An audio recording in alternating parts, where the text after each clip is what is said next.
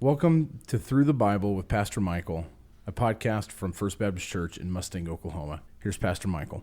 Today, July, day 17, looking at the end of First Chronicles, the last three chapters, 27, 28, and 29. And today we finish yet another book of the Bible. So, great job. Glad you're still studying, glad you're still reading. And today is just another mark in our journey as we read and study and think our way through the entirety of the Bible. We have now, in the Old Testament, made it through quite a significant part of it. And so, very, very well done. Keep up the good work. Keep reading. Keep thinking. Keep asking questions as you're reading. Keep striving to gain understanding. Keep looking for good, sound application from what you're reading so that you can learn it and follow what you're studying in the Word. Let's look at 5 observations from these last 3 chapters. First thing we see is the division of officers are given and organized for service. Chapter 27, another one of these chapters where it's just a lot of names and details, but it does show us the organization of the people of God, who their leaders were, who their officers were, when they were serving, how often they were serving. This nation needs to be organized, and we read about that in chapter 27. A second observation we see is that David recognizes Solomon as his successor. So we went from Saul to David, and now we'll go from David to Solomon. And David recognizes Solomon there as his successor. Chapter 28, verse 5. And of all my sons, for the Lord has given me many sons, he has chosen Solomon my son to sit on the throne of the kingdom of the Lord over Israel.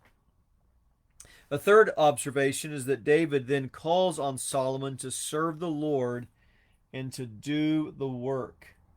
He tells him to serve the Lord and to do the work that he was given to do. Chapter 28, verse 10, be careful now, for the Lord has chosen you to build a house for the sanctuary. Be strong and do it. As we've looked at several times in First Chronicles, David's reminded us that he wanted to build the house. It was in his heart to do it, but it wasn't the will of God. Again, this is review, I know, but David wanted to build it because he was a man of war, a man of bloodshed. The Lord said, you're not the one to build the house for me. It's going to be your son Solomon. So David does some of the preparatory work and the organization of it, but David will not be the one who builds the house. It was in his heart to do it. It wasn't God's will to do it. A third or a fourth observation is that offerings are then given for the temple. So the plans are made, the communication is given, the leadership is in place.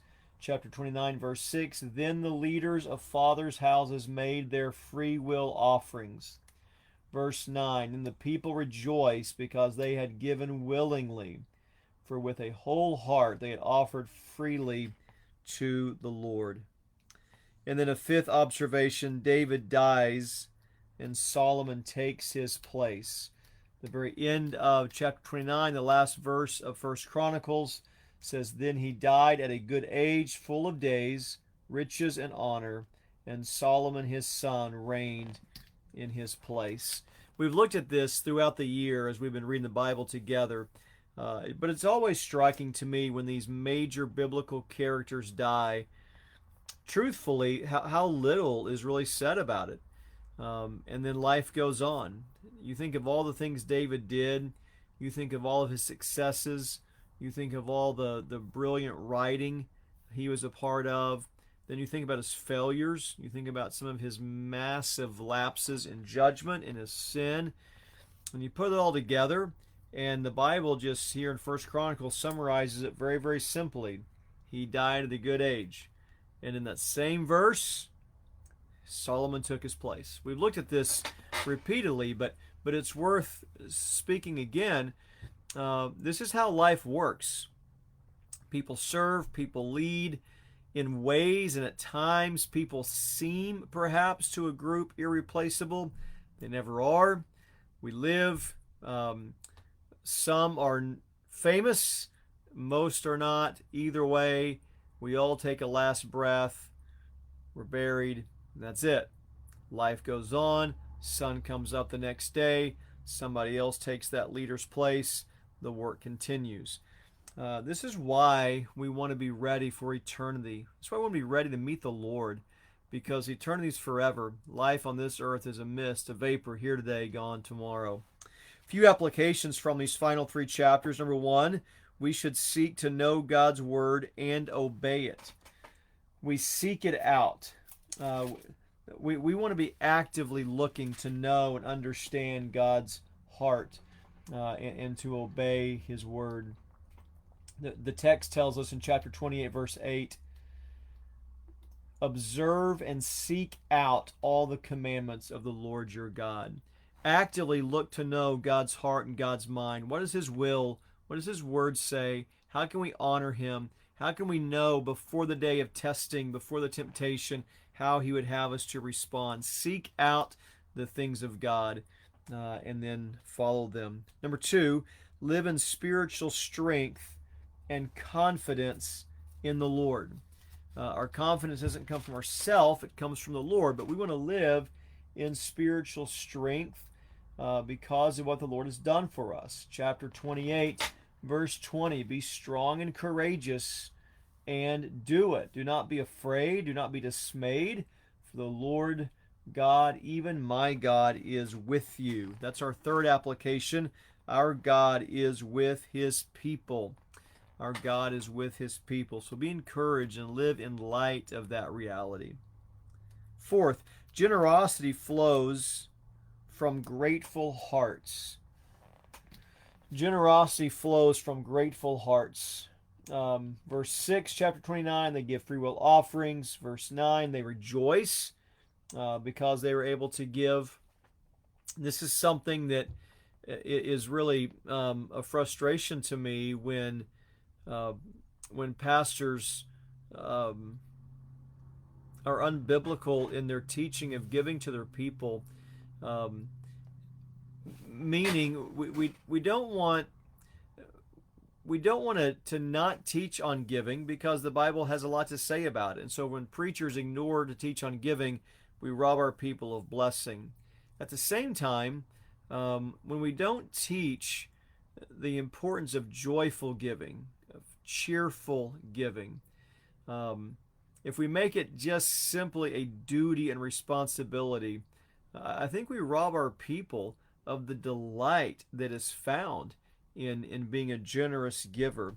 Generosity flows from grateful hearts. And so what we want to do is strive as believers to be thankful, to think of all the Lord has done for us, to count our blessings, to acknowledge and to remember, to recognize all the good things he's done for us. Take time to have a spirit of gratitude in your heart. Then, from a grateful heart, the overflow, the response to that gratitude is going to be generosity. And God's people should be generous. We should be generous with our giving. We should be generous with our other resources. We should be generous with people with our time. We should be generous with our lives to people, not selfish, not self-centered, not just hoarding for us. But the more grateful we are, the more generosity should flow from us. So if you're not a generous person, it may be that you need to take more time to just recognize all the good things the Lord has done for you. Take time to give thanks. People tend to hoard to themselves when they're afraid.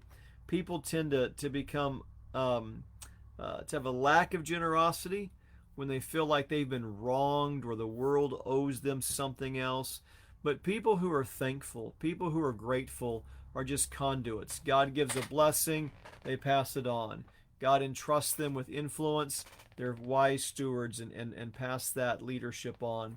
And so we just want to be, as believers, people who are grateful, people who are thankful, and out of our gratitude should flow generosity. And a generous person that loves the Lord is someone who is thankful. Someone who lacks generosity is often someone who's either just not as thankful as they should be, or maybe someone who lives in more fear and anxiety than they should. We trust the Lord to meet our needs, and we desire to worship Him through giving. But we do it out of a heart that freely desires to give. That's why I don't think pastors need to twist arms for people to give.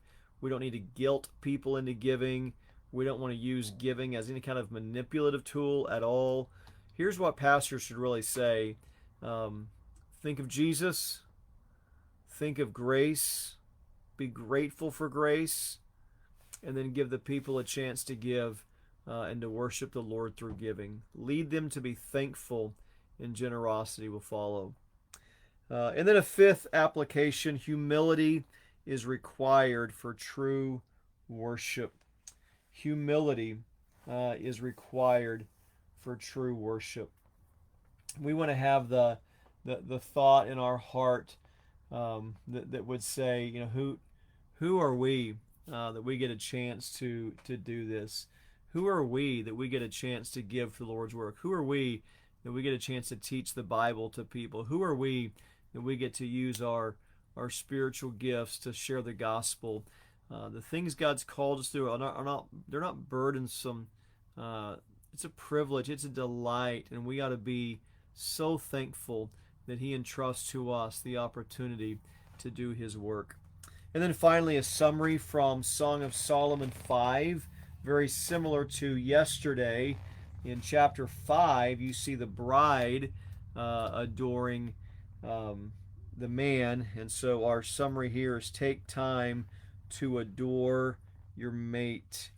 Sometimes in marriage, it just becomes business partners. Someone's got to do the laundry, someone's got to pay the bills, someone's got to mow the lawn, someone's got to get the homework done, we got to get the kids fed, we got to get the homework done, we got to get the kids to school, and it just becomes very transactional.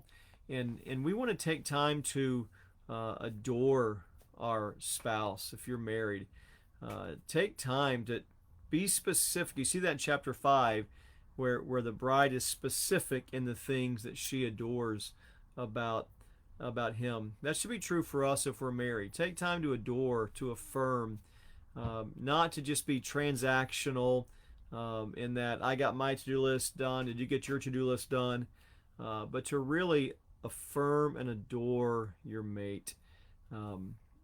Let your spouse, if you're married, know that you love them, what you love about them, and take time to express with your words how much you care for them.